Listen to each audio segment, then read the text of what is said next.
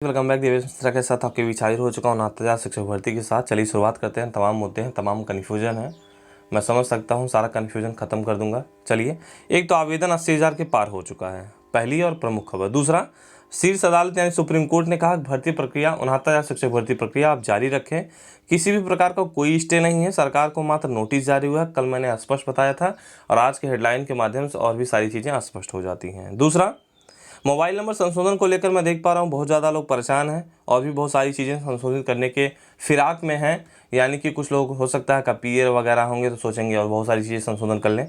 तो mobile number संशोधन को लेकर सच्चाई जाने, एक मेल आईडी जारी किया गया विभाग के माध्यम से। आप जो आवेदन फिल कर रहे हैं वहाँ एक मेल आईडी जारी किया गया, क्या उसके माध्यम से संशोधित हो पाएगा मोबाइल नंबर और अन्य चीज़ें, तो उसकी सच्चाई बताएंगे आपको हकीकत में क्या। ठीक है।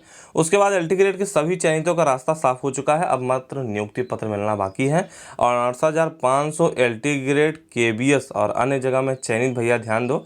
कल मैं एक ग्रुप में विजिट कर रहा था तो कोई एक बहन थी, वो जूनियर असिस्टेंट में नौकरी कर रही थी और वहाँ से एनओसी लेकर आना चाहती है, एनओसी ले चुकी हैं।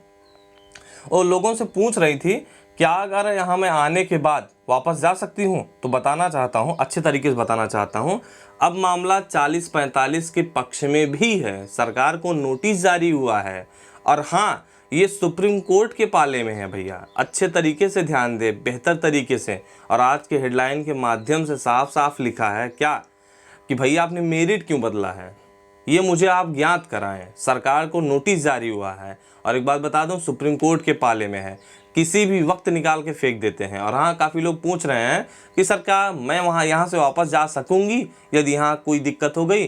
भैया, हाई कोर्ट और सुप्रीम कोर्ट के पचड़े में फंसने के बाद ना पैरों में छाले पड़ जाएंगे, कभी नहीं वापस जा सकेंगी। हो सकता होगा मेरे ज़्यादा बुद्धिमान और ज्ञानी होंगे, हो सकता होगा किसी विभाग के माध्यम से किसी भी तरीके से जा सकती हैं, लेकिन यदि एक बार फंस गई जिंदगी बर्बाद हो जाएगी इस सुप्रीम कोर्ट और 69,000 के चक्कर में। उम्मीद करता हूँ आप जहाँ हैं वहीं बने रहिए, एनओसी वापस करिए, चले जाइए वहीं पर। मेरी बात अच्छे से ध्यान से सुन लीजिए, सुप्रीम कोर्ट का मामला है, इस पचड़े में ना फंसे। सरकार को नोटिस जारी हुआ है, स्पष्ट तरीके से पूछा गया है, आप चार्ट के माध्यम से मुझे ज्ञात कराएं 40-45 पर कितने शिक्षा मित्र पास हैं, इसको ज्ञात कराएं। मेरिट आपने क्यों बदला है भैया, साफ साफ सुन लो मेरी बात को। चलिए आगे चलते हैं। अब यहाँ देख सकते हैं किसी भी प्रकार का स्टे नहीं है। 69,000 शिक्षक भर्ती यूपी सरकार को नोटिस जारी किया गया है। सुप्रीम कोर्ट ने पूछा कि मेरिट के नाम पर आप क्यों बदले हैं नियम, यही मैं बताना चाहता था आपको। ठीक है। और 68,500 केबीएस एलटी वाले ध्यान दे लो, एक बार फंस गए पता नहीं आपकी ज़िंदगी बर्बाद हो जाएगी। तो किसी भी प्रकार का अस्थाना का आदेश नहीं है, बताना चाहता हूँ भैया, एकदम अच्छे से ध्यान से सुन लें। शीर्ष अदालत ने कहा है कि जारी रखें भर्ती प्रक्रिया। शिक्षक भर्ती पर मांगा है प्रदेश सरकार से जवाब। बाकी चीज़ वीडियो के माध्यम से बता चुका हूं, अब यहां बताने का कोई ज़रूरत नहीं है, बाकी चीज़ें वही हैं। 14 जुलाई तक जवाब देने को कहा है। भर्ती अंतिम आदेश पर निर्भर रहेगी। यहाँ देख सकते हैं भर्ती जो है अंतिम आदेश पर निर्भर रहेगी, यानी 69,000 शिक्षक भर्ती जो है सुप्रीम कोर्ट के अधीन रहेगा।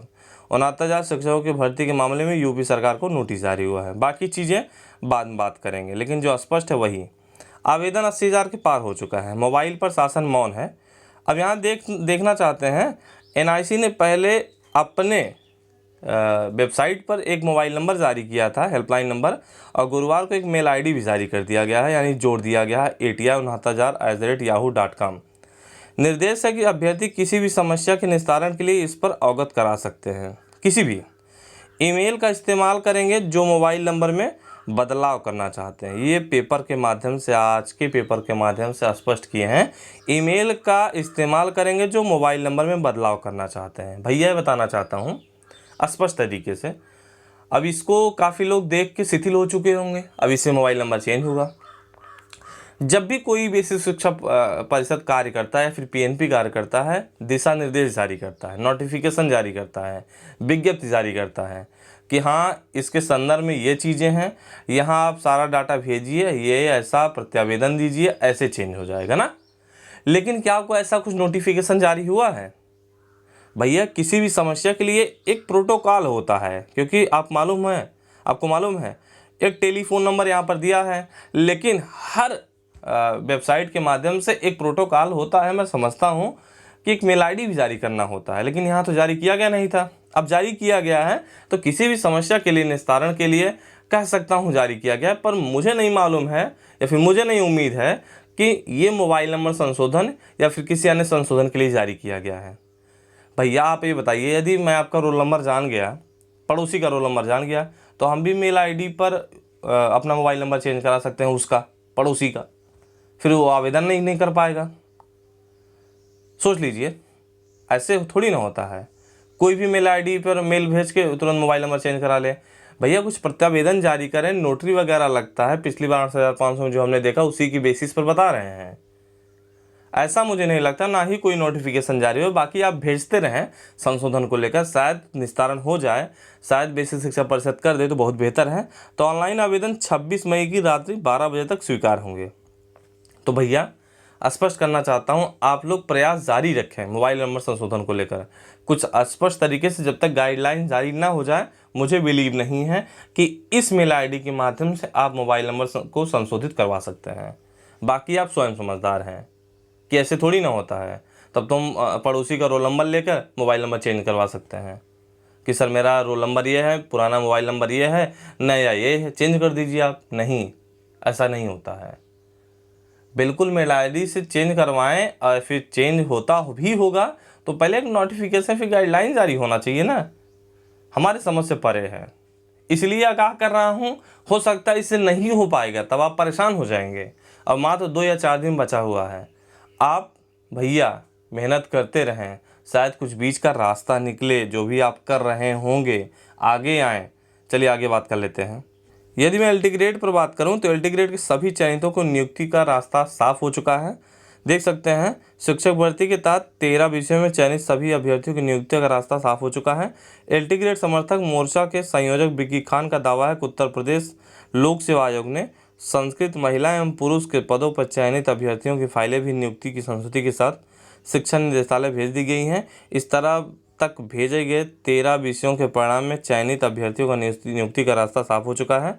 अब हिंदी और सामाजिक विज्ञान का रिजल्ट बाकी रह गया है, जो पेपर लीक विवाद में फंसा हुआ है। तो हिंदी में एलटी ग्रेड के देख सकते हैं 1433 और सामाजिक विज्ञान में 1854 पदों पर भर्ती होनी है। भैया जो चयनित हो चुके हैं, यहाँ ना यहाँ वहाँ नियुक्ति का रास्ता साफ हो चुका है।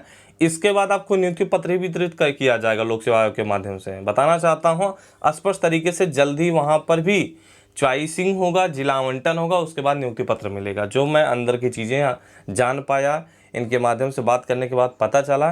भैया यहाँ ना आए, क्योंकि वहाँ पीडीएफ में आपका नाम आया है, फाइनलिज्म है, कोई दिक्कत नहीं है।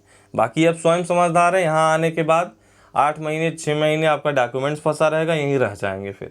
ठीक है, फिर पता ना क्या हो कि भैया सुप्रीम कोर्ट का मामला है, और जानते हैं सरकार को नोटिस जारी हुआ है। बाकी चीज़ें मैंने पूरा खेला बताया है। तो भैया मोबाइल नंबर संशोधन और अन्य संशोधन वाले कुछ अलग सोचते रहें, करते रहें, जब तक गाइडलाइन या फिर दिशा निर्देश या फिर विज्ञप्ति जारी ना हो जाए तब तक। चलते हैं, बाय बाय।